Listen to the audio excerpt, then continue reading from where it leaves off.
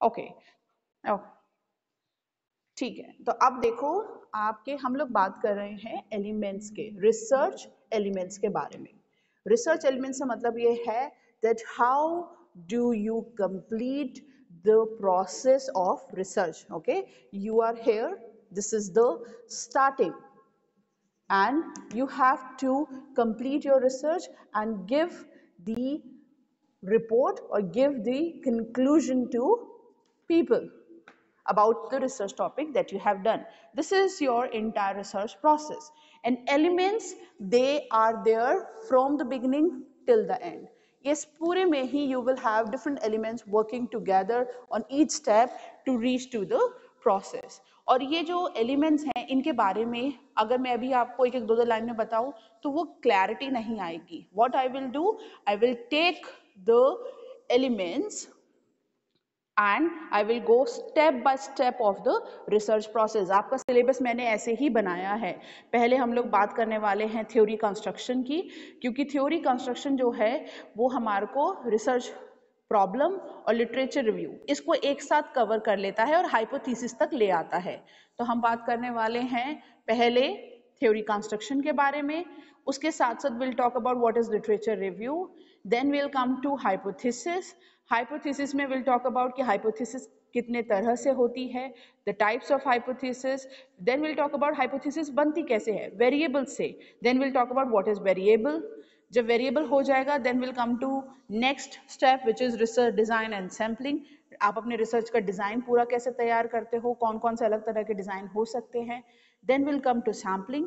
आप अपना रिसर्च जो है, अगर आप बोल रहे हो कि आप इंडिया में रिसर्च कर रहे हो तो आप इंडिया की एक एक इंडिविजुअल से जाकर तो बात नहीं कर सकते, आप एक सैंपल सेलेक्ट करोगे जिससे आप बात करोगे. तो सैम्पलिंग कैसे करी जाती है. Then will talk about data collection कैसे होता है, यानी कि आपको जो इन्फॉर्मेशन चाहिए जिसके बेसिस पे आप अपनी रिसर्च का कंक्लूजन दोगे वो कैसे कलेक्ट करना है. आप सर्वे करने वाले हो, इंटरव्यू करने वाले हो, ऑब्जर्व करने वाले हो फील्ड में जाके, जैसे कि रिपोर्टर्स करते हैं, what you are going to do.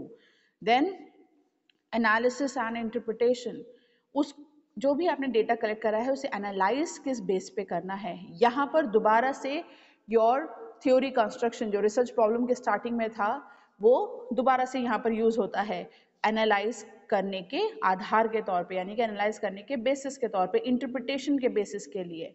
For an example, अगर मैं बोल रही हूँ कि मैं एक महीने तक दो न्यूज़ चैनल्स को स्टडी करूंगी, एक प्राइवेट और एक जो नेशनल न्यूज़ चैनल है गवर्नमेंट का, यानी कि जो सरकारी न्यूज़ चैनल है उसको मैं स्टडी करने वाली हूँ. एक महीने का उनका कंटेंट देख के I will try to check whether the agenda setting theory आज भी काम कर रही है या नहीं कर रही है. क्या आज भी जो न्यूज़ चैनल्स हैं वो एजेंडा सेट करते हैं लोगों के लिए. और जब मैं अपनी इंटरप्रिटेशन दे रही होंगी, एनालिसिस कर रही होंगी, तो मैं यहाँ तो मैंने उसके बारे में बात करी होगी रिसर्च प्रॉब्लम में, that I am going to check two news channels, one private one public, on the basis of agenda setting, और मैं यहाँ पर उसको दोबारा यूज करूंगी एनालिसिस और इंटरप्रिटेशन में. और फिर लास्ट स्टेप होगा कंक्लूजन का, रिपोर्ट राइटिंग का, यानी कि आप रिपोर्ट राइटिंग में शुरुआत से प्रॉब्लम से लिखना शुरू करते हो. आपकी प्रॉब्लम, रिसर्च प्रॉब्लम क्या थी, आपने लिटरेचर क्या रिव्यू करा, फिर आपने क्या हाइपोथेसिस यानी कि क्या आपने स्टेटमेंट दी जिस पे आप रिसर्च कर रहे हो, इसको एक एक करके बात करेंगे. और इसीलिए मैंने ये सारे पॉइंट्स आज लिखे हैं so that you understand that in your entire syllabus we are going to cover the research process from the very first step to the last step. Okay, clear? Okay, so now today we are going to start with theory construction. और ये जो research process है, I will be writing the steps each day here so that एक बार हम हर बार इसके बारे में बात कर रहे हैं, and then we are moving to the topic that we are studying for that day. आज का हमारा पहला topic है the very first step, that is the selection of your research problem. research problem का हम selection जब करते हैं तो what is the idea of selecting this research problem. although ये जो step है ये बहुत ही ज़्यादा एक आपके thought process से जुड़ा हुआ है, लेकिन इस thought process को थोड़ा practical form में लाने के लिए we need to understand two things here, that is the idea of theory construction. Theory construction के बारे में आज हम बात करेंगे। और थ्योरी कंस्ट्रक्शन में again we have two different levels. One is theoretical plane। Plane यहाँ पर PLAIN वाला नहीं है, PLANE वाला है, एरोप्लेन वाला प्लेन है। Then you have another level that is empirical plane. इसके बारे में आज हम लोग डिस्कस करने वाले हैं। Just give me a second, मैं इसके नीचे जो पॉइंट्स हैं वो लिख लूँ।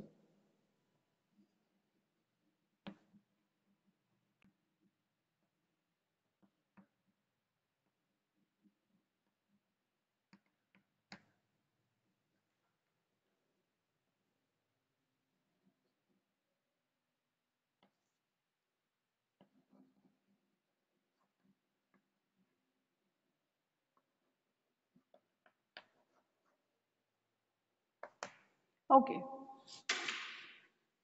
you people can see this?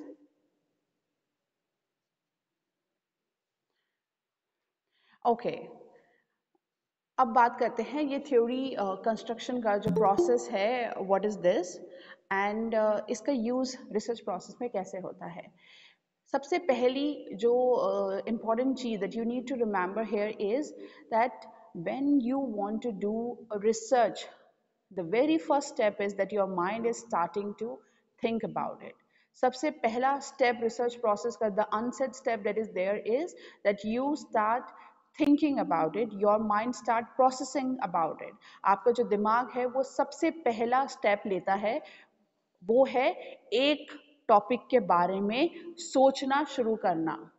और यहीं से शुरुआत होती है थ्योरी कंस्ट्रक्शन की। यानी कि जो थ्योरी आप अपने रिसर्च के एंड में दोगे, अगर नहीं भी दे रहे हो, नई थ्योरी नहीं भी दे रहे हो, तो जिस थ्योरी को आप टेस्ट करने वाले हो उसका प्रोसेस यहाँ से स्टार्ट होता है। थ्योरी आपके दिमाग के पहले थॉट से, आपके दिमाग के पहले विचार से।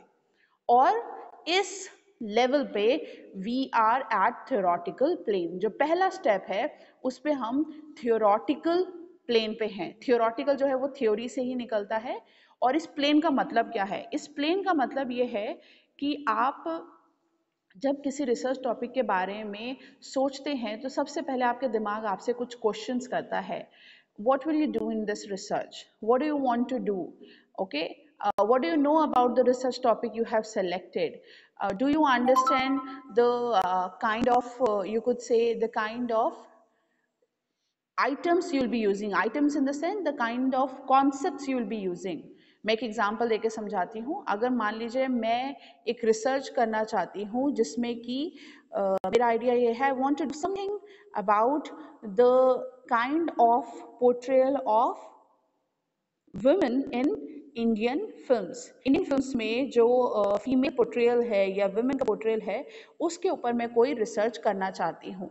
तो सबसे पहले क्वेश्चन आता है, what do you mean by Indian films? Am I talking about Bollywood film? Am I talking about regional films? Am I talking about the parallel films? Am I talking about the more commercialized films? What am I talking about? Then the concept comes, what do I mean by portrayal of women? मेरा इससे मतलब क्या है portrayal of women से? तो ये जब questions हमारे दिमाग में उठते हैं उस समय हम अपने रिसर्च के थ्योरेटिकल प्लेन पे होते हैं। हम अभी अपने रिसर्च प्रॉब्लम को सेलेक्ट करने के एक बहुत ही वैचारिक, बहुत ही थ्योरेटिकल लेवल पे होते हैं। एंड तभी मैंने बोला कि ये आपका रिसर्च प्रॉब्लम का जो फर्स्ट स्टेप है उसका ही एक हिस्सा है।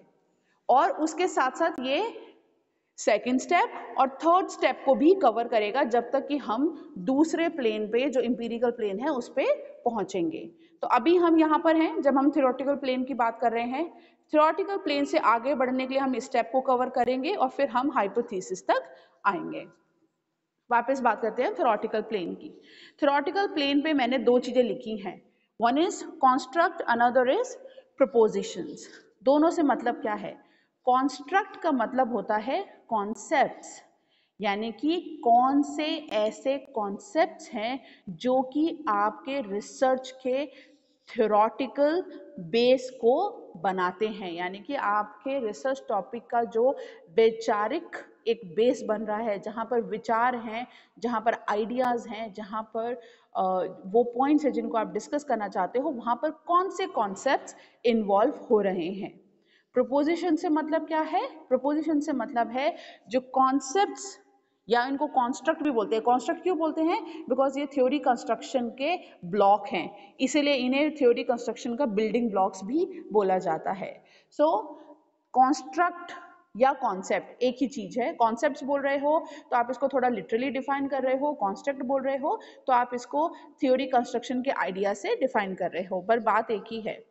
तो प्रोपोजिशन से मतलब होता है आपके जो कॉन्स्ट्रक्ट या कॉन्सेप्ट जो आपने यूज करे हैं उनका आपसी रिलेशनशिप क्या है। जैसे कि मैंने अभी एक रिसर्च टॉपिक को आपको एग्जाम्पल के तौर पे बताया, उसी को लेते हैं। अगर मैं बोलती हूँ the portrayal of women in Indian films, तो यहाँ पर पोर्ट्रेयल ऑफ वुमेन और इंडियन फिल्म्स, ये दो मेजर कॉन्सेप्ट निकल के आ रहे हैं। तो प्रोपोजिशन जो है उससे मतलब है कि इन दो कॉन्सेप्ट के बीच आपसी रिलेशनशिप किस तरह का है। मतलब मैं क्या क्या बताना चाह रही हूँ? The portrayal of women in Indian films is too vulgar or is too cheap, is too dignified, is not properly done. What am I saying about the concepts which are used in my theoretical base of the research topic I have selected or I am working on? तो जो भी आपने research topic लिया है उसके theoretical plane पे, उसके वैचारिक एक आप बोल सकते हो स्तर पर आपने जो टॉपिक्स लिए हैं उनका आपस का रिलेशनशिप क्या है, उसको आप कैसे प्रपोज कर रहे हो, यानी कि आप कैसे एक तरीके से आप किस तरीके से उसकी एक्सप्लेनेशन दे रहे हो कि उनका आपसी रिलेशनशिप, आपसी संबंध कैसा है, आपस में वो कैसे जुड़े हुए हैं। क्या सिगरेट पीने से यहाँ पर बॉडी खराब होने का रिलेशन ये है, या वुमेन का पोर्ट्रेयल अगर खराब है तो हम उनकी स्थिति एक रियलिटी में नहीं सुधार सकते, ये है क्या है? आप जो भी रिसर्च टॉपिक ले रहे हैं उनका आपसी रिलेशनशिप कैसा है वो आप अपना प्रोपोजिशन में प्रपोज करते हैं एज अ रिसर्चर। अब बात आती है कि सेकेंड स्टेप जो है आपका ये एक्सटेंसिव लिटरेचर रिव्यू, वो यहाँ पर क्या रोल प्ले करता है इस पूरे थ्योरी कंस्ट्रक्शन का जो हम टॉपिक स्टडी कर रहे हैं इसमें। ये रोल प्ले करता है हमारे को थ्योरेटिकल प्लेन से एम्पिरिकल प्लेन पे ले जाने में। एम्पिरिकल प्लेन से मतलब है वो प्लेन जहाँ पर आप प्रैक्टिकली कुछ कार्य कर सकें, यानी कि वो level where you are practically working on your research topic, there is nothing more anything theoretical about it, यानी कि अब यहाँ पर कुछ भी और वैचारिक या theoretical नहीं रह गया है। there are no more ideas here, you are practically doing your research। तो इस लेवल से इस लेवल तक लाने की जो बीच की कड़ी है that is your literature review। now what do you mean by literature review? literature review से मतलब है आपने जो टॉपिक सेलेक्ट करा है उससे जुड़ा हुआ लिटरेचर आपको रिव्यू करना है। आई एम रिपीटिंग अगेन, आपका जो भी रिसर्च टॉपिक है उससे, अभी वैसे मैं टॉपिक भी नहीं बोलूँ, इसे रिसर्च एरिया बोलना चाहिए बिकॉज अभी still we are talking more theoretically. तो जो भी आपका रिसर्च एरिया है उससे जुड़ा हुआ लिटरेचर जो है उसे आप रिव्यू करेंगे। पहले बात करते हैं लिटरेचर से मतलब क्या है। लिटरेचर से यहाँ पर मतलब सिर्फ रिटन डॉक्यूमेंट से नहीं है, क्योंकि हम लोग सोशल साइंसेस की बात कर रहे हैं तो ऐसा भी हो सकता है कि आपके पास जो मटेरियल अवेलेबल हो वो रिटन से ज़्यादा वीडियो फॉर्म में हो मे बी, ओके। और अगर आपको कोई नया ही टॉपिक है जिसमें पुराना रिसर्च बहुत ज़्यादा नहीं हुआ है तो maybe in order to gain more information you have to go and meet people, ऐसा भी हो सकता है। Literature basically stands for, in research terminology, basically it stands for research articles, it stands for research papers। अभी मैं research article और paper में भी डिफरेंस बताऊंगी। it stands for books, for any other official documents। Unofficial इसलिए नहीं क्योंकि उनकी ऑथेंटिसिटी नहीं फिर आप मेंटेन कर सकते। ऐसे ही सिमिलरली ऑफिशियल वीडियो डॉक्यूमेंटेशन, कोई डॉक्यूमेंट्री है, कोई वीडियो रिकॉर्डिंग है किसी इवेंट की, किसी इंटरव्यू की, किसी कॉन्फ्रेंस की, वो इस तरह का जो लिटरेचर आपको अवेलेबल है, या बुक के अलावा रिसर्च थीसिस भी हो सकती हैं, या न्यूज़पेपर के आर्टिकल्स भी हो सकते हैं, मैगजीन के आर्टिकल्स भी हो सकते हैं, because these are regarded as authentic documents of what has happened. तो ये सारा लिटरेचर है। और इसको रिव्यू कैसे करते हैं? रिव्यू में यहाँ पर दो वर्ड्स हैं, री एंड व्यू, यानी कि वो पहले ही लिखा जा चुका है चीज, that document, that literature is already there, but you have to review it. आपको उसे दोबारा देखना पड़ेगा। किस नज़र से? जो आपके रिसर्च एरिया की नज़र है। As a researcher you have to see it, as a researcher you have to read it, और उसके बेसिस पे आपको अपना जो रिसर्च एरिया है उसके कॉन्स्ट्रक्ट को और बेहतर समझना है, जो प्रोपोजिशन है उसको बहुत बेहतर समझना है। एक एग्जांपल यहाँ पर लेते हैं, सेम टॉपिक रिपीट करेंगे।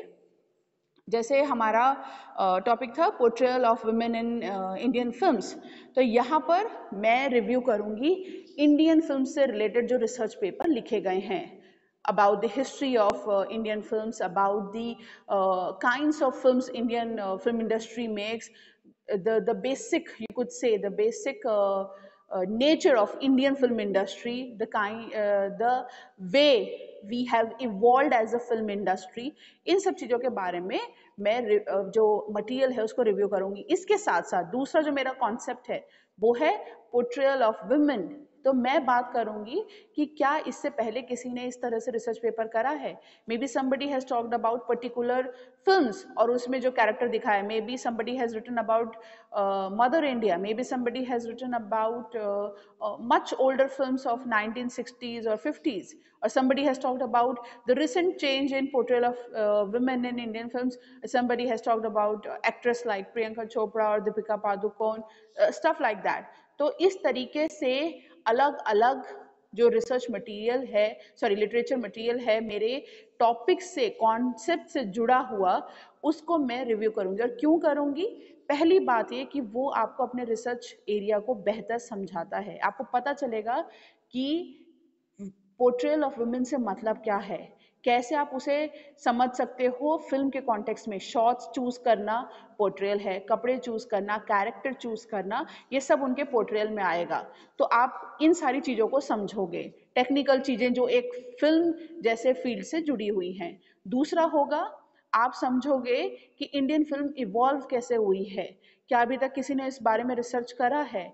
और ये सारी चीज़ आपको ये भी पता करती हैं कि अभी तक किन किन चीज़ों पे रिसर्च हुआ है। May be after doing literature review you will understand कि पहले ही बहुत सारे लोग इसके बारे में बात कर चुके हैं।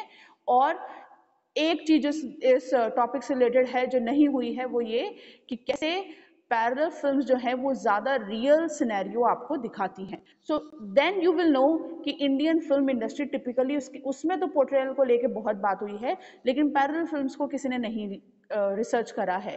और maybe you will know कि जो रीजनल फिल्म्स बनती हैं भोजपुरी और मे बी टॉलीवुड की, यहाँ पर कोई रिसर्च नहीं हुआ है।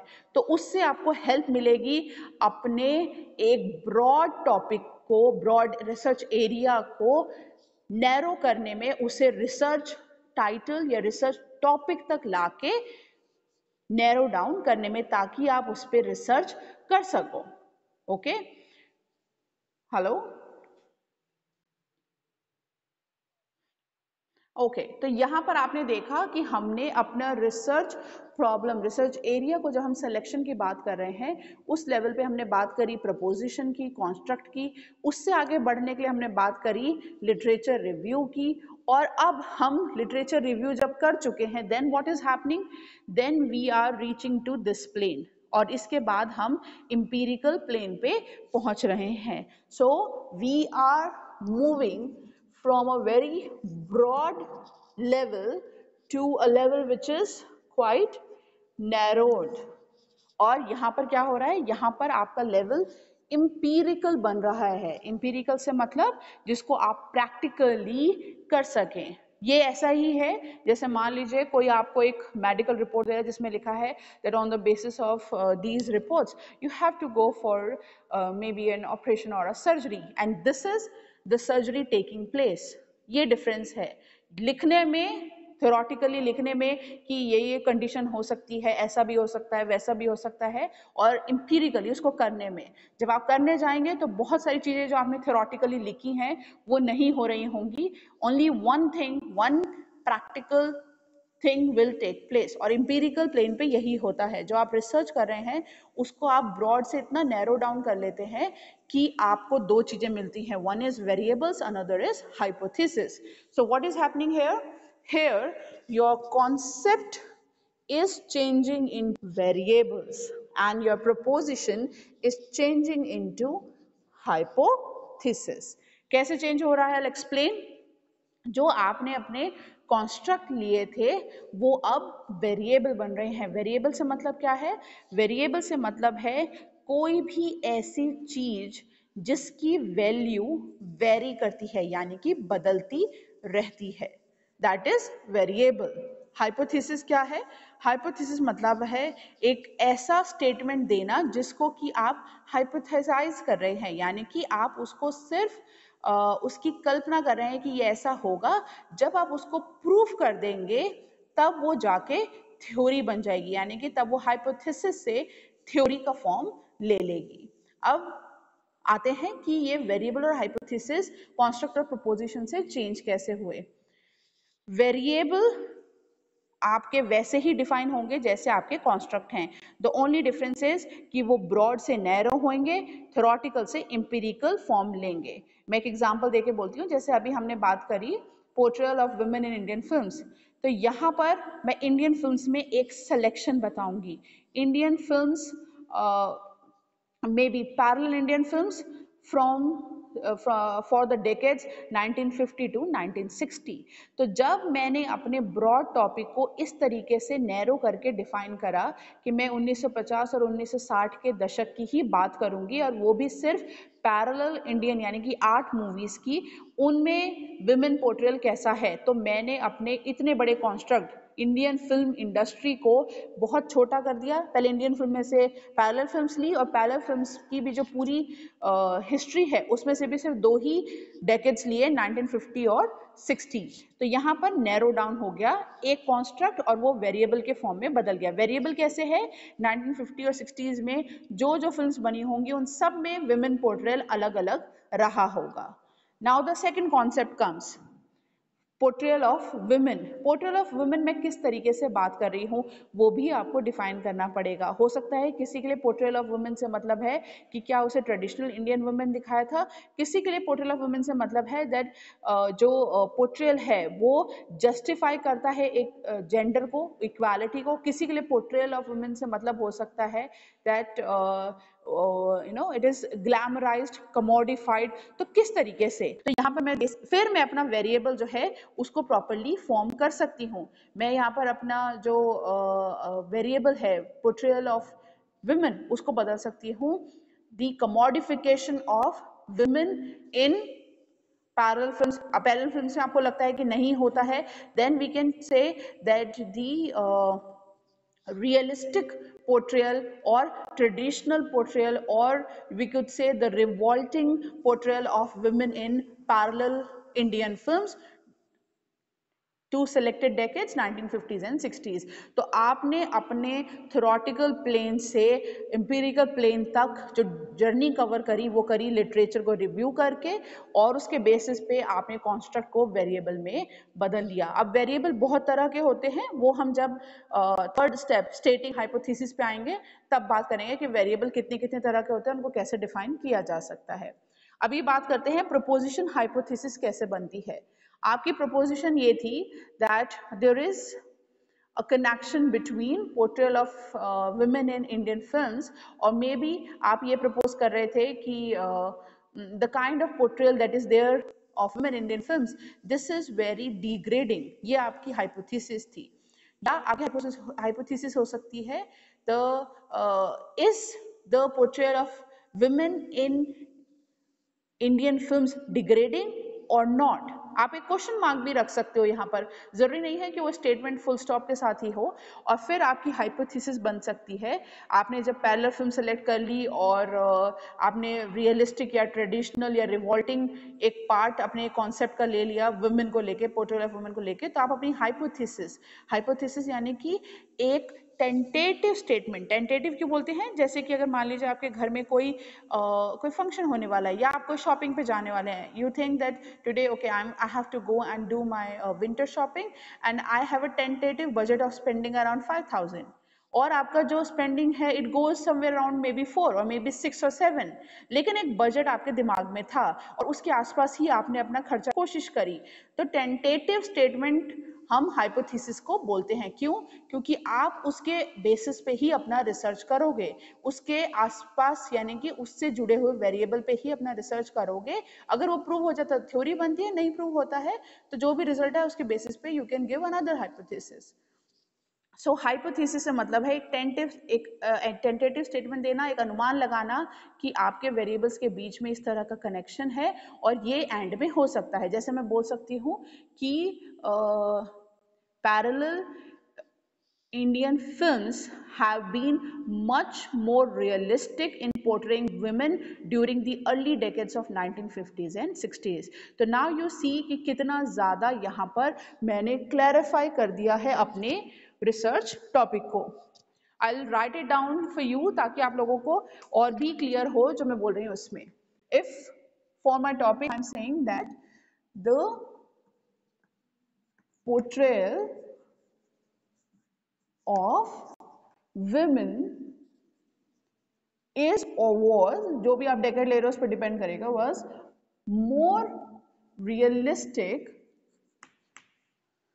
during the early decades of